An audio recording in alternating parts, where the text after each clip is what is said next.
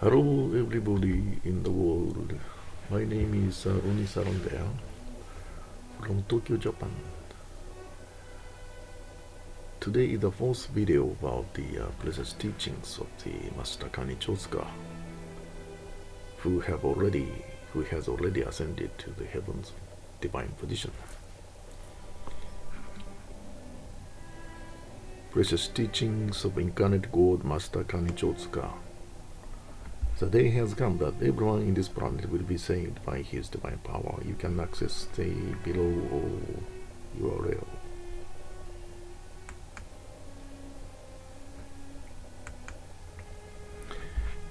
His precious photo is below URL quick.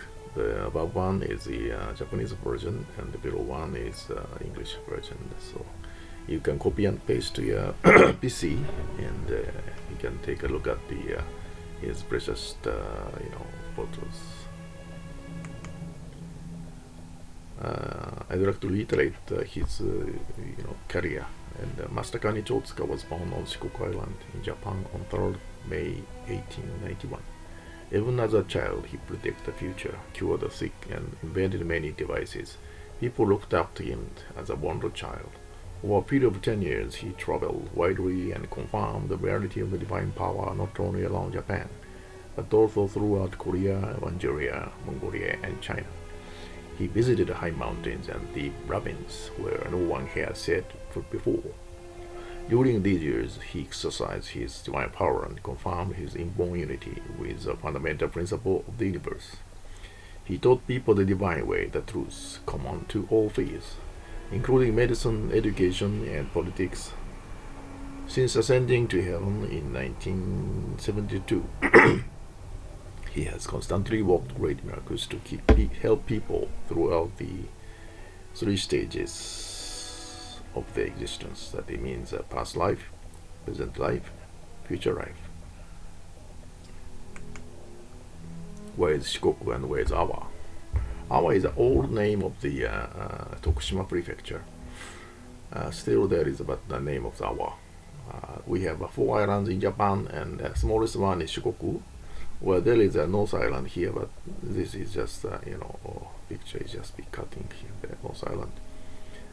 Hokkaido, North Island, Honshu, and Kyushu, and Shikoku. And there is a right part, there is a Tokushima prefecture, Uezawa.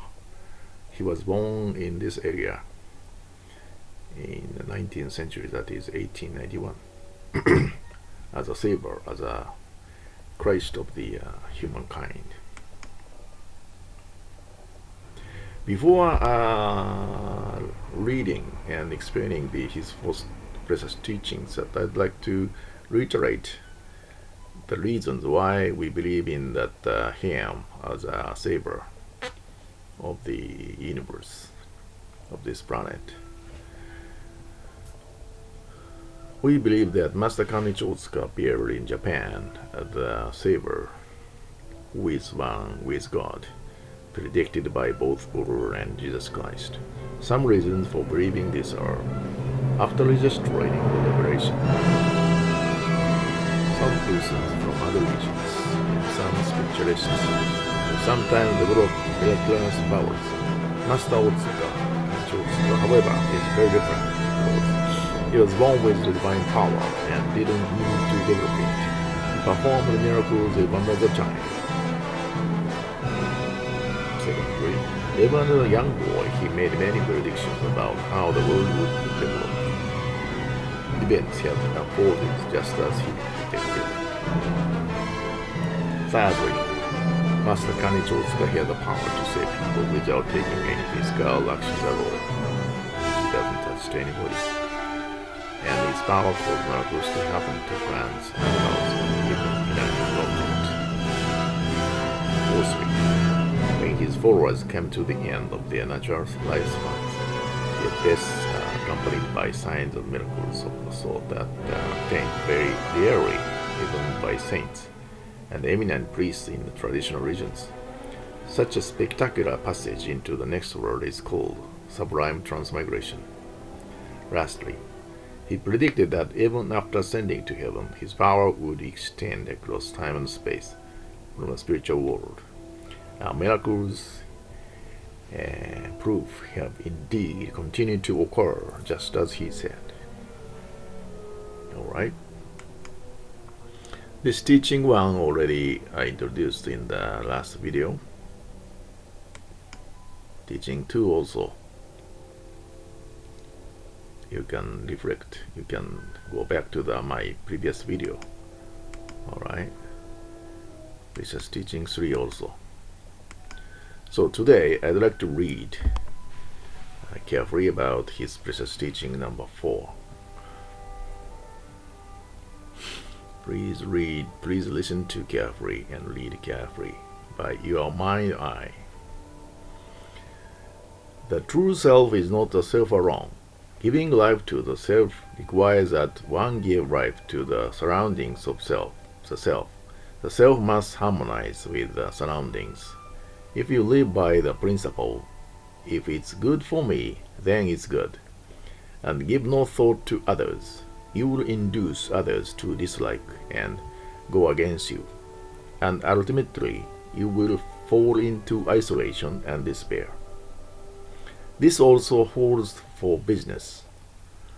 A shopkeeper who sells shoddy merchandise for high prices and pursues gain only for himself will in time lose customers and decline. But businesses that neglect profit will likewise not last long. The important thing is that because a business and its customers are inseparable and mutually dependent, they coexist and co-prosper by always finding how they can realize mutual gains.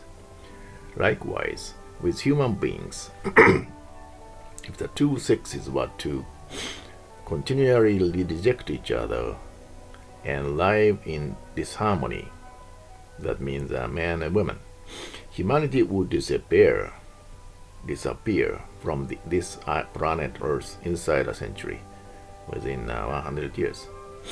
When men and women live in harmony by making the best of each other's strong points and complement each other's weak points, they create harmonious homes, have children, and thereby perpetuate their stock. However, people are wont to run counter to this law of nature, ignore others, and seek benefit for their own selves only. But although they may realize gain temporarily, the net result will be eventual isolation and ruin. On the other hand, from long ago there is a term, misplaced benevolence,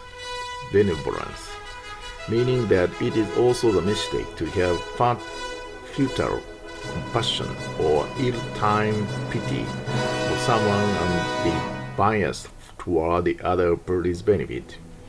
This is called altruism, and it will lead to one's own ruination just as surely as the egoism discussed above. Thus, in any human endeavor, people will be able to coexist and co-prosper, and to realize perpetual advancement by steering the middle ground between egoism and altruism, and continually looking for the midpoint, where the interests of both oneself and others coincide. Such an arrangement is called the unity of self and other, and it accords with the law of nature.